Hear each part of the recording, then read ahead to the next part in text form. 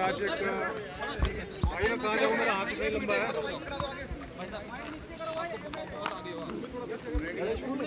Sir आपने लंबा चौड़ा जवाब दिया, लेकिन उसके बाद में जो विधायक बाहर निकले, एलओपी बाहर निकले, कहा कि भी सेटिस्फाई नहीं है, सुरक्षा का मुद्दा इस सत्र में और भी बना इस मामले में कितना बेहतरीन काम किया सर, ये बताएं सर, और आगे क्या इन्वेस्टिगेशन चल रही है? देखिए, ऐसा है, इस मामले में हमारी एसटीएफ ने बहुत बड़ा काम किया। फ़ोन कॉल दुबई से आ रहे थे, तो पहले हमारी एसटीएफ दुबई गई, वहाँ से इन्फॉर्मेशन कलेक्ट हुई कि किसी अफगानी नागरिक ने ये सिम कार्ड ख़रीदा है, और सिम कार्ड की लोकेशन जब ढूंढी गई तो उसका आईपी एड्रेस फैसलाबाद पाकिस्तान से आया। फिर हमारी एसटीएफ उस आईपी एड्रेस को लेके आगे वर्कआउट करती रही, और they played a game also. उन्होंने जिस नंबर से फ़ोन आ रहा था, किसी से फ़ोन करवाया कि वे हमने पैसे जमा कराने हैं, कहाँ करवाएं, तो वो चक्कर में आ गए। उन्होंने खाता बता दिया कि इस खाते में जमा करवाओ। तो हमारी जो तफ्तीश थी वो और आगे बढ़ गई।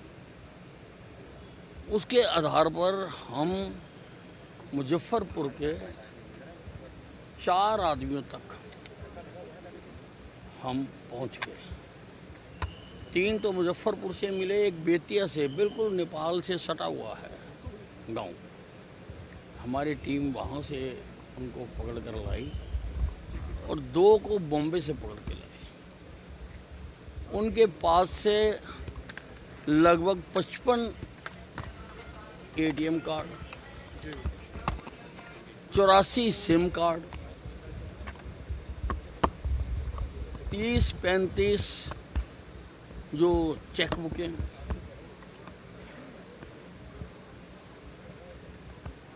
मोबाइल्स, ये सामान उनसे रिकवर हुआ है। अब हम आगे तफ्तीश कर रहे हैं कि ये जो 55 अकाउंट्स हैं ये किन के हैं, और क्या इनको भी इसी काम के लिए हिंदुस्तान में इस्तेमाल किया जा रहा है, जो कि लगता है संभावित है, क्योंकि गैंग के पास से मिले हैं 55 को। फिर वो किन किन के हैं, और इन खातों में कौन पैसे जमा कराता है और कौन निकलवाता है। अभी थोड़ी सी हमने जांच की है, और उसमें लगभग 727 लोगों द्वारा लगभग 2.25 करोड़ रुपया निकाला गया है। सर क्या इन लोगों ने किसी और को भी धमकी दी है? जैसे पंजाब में भी 2 विधायकों को धमकी दी, मैं बता रहा हूँ, सर। मैं आपको बता रहा हूँ कि इसी फ़ोन नंबर की जब हमने आगे पड़ताल की तो उसमें लगा कि 3 पंजाब के एमएलए या एक्स एमएलए को भी इसी नंबर से धमकी आई हुई है, और 2 दिल्ली के आप पार्टी के एमएलए को भी आई है। जबकि जितना शोर हरियाणा में मचा, दिल्ली और पंजाब में तो कहीं कोई शोर नहीं मचा। सर दिल्ली वाले सीटिंग में ऐसी भी संभावना हो सकती है कि कुछ लोग चुप करके पैसे दे आए हों। अब हम जब ये सारे खातों की जांच करेंगे तो इसमें बहुत सारे लोगों का पता लगेगा कि जिन्होंने पैसे जमा करवाए हैं। ऐसे भी लोगों का पता लगेगा कि जिन्होंने पैसे निकलवाए हैं। मैंने डिपार्टमेंट को कहा है कि कुछ आईटी एक्सपर्ट अपने साथ रखकर इन सारे खातों का स्क्रूटनाइज करा लिया जाए, और वो कौन कौन रेजिडेंट हैं, कौन रिपीटेडली पैसे निकाल रहे हैं, तो तो मैं समझता हूँ कि हमारी एसटीएफ ने एक अंतर्राष्ट्रीय जो गैंग है, जो साइबर गैंग है, उसको बस्ट किया है।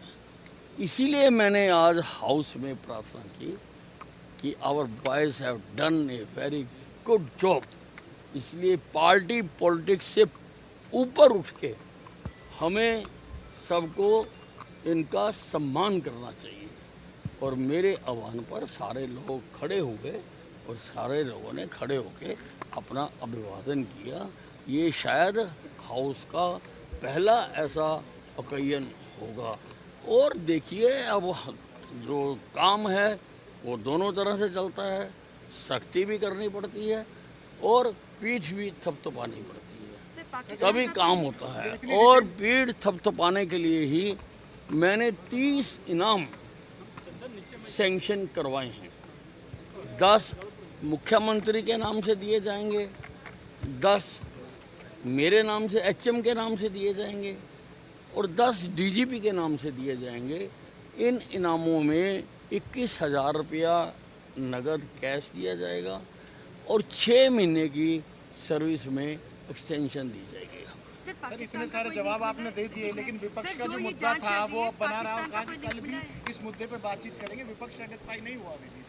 नहीं, देखिए ऐसा है, अब बाहर क्या बोलते हैं उनको मुझे उससे नहीं है, पर अंदर सारों ने खड़े होके उसका समर्थन किया। मैं सबका आभार प्रकट किसी और 5 एमएलए बताया आपने, 2 दिल्ली के, 3 पंजाब के। ये एक्स एमएलए हैं या सिटिंग एमएलए भी इनमें?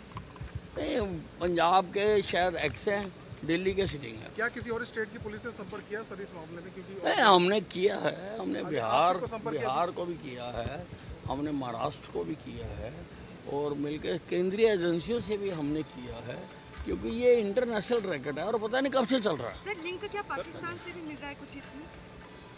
हाँ जी, मैंने बताया ना, जो आईपी एड्रेस है वो फैसलाबाद का है, टेलीफोन फैसलाबाद से आता है। तो इन विधायकों के नाम भी बताओगे सर, 5 के?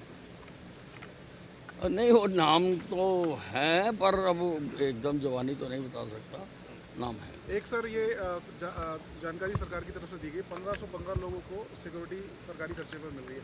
ये किस तरीके से थ्रेट परसेप्शन रिव्यू होता है सर, और आगे क्या प्रक्रिया रहेगी? और देखिए, सिक्योरिटी का डिपार्टमेंट मेरे पास तो है नहीं है, लेकिन फिर भी मैं पता करके बता दूँगा। ठीक है, थैंक यू सर।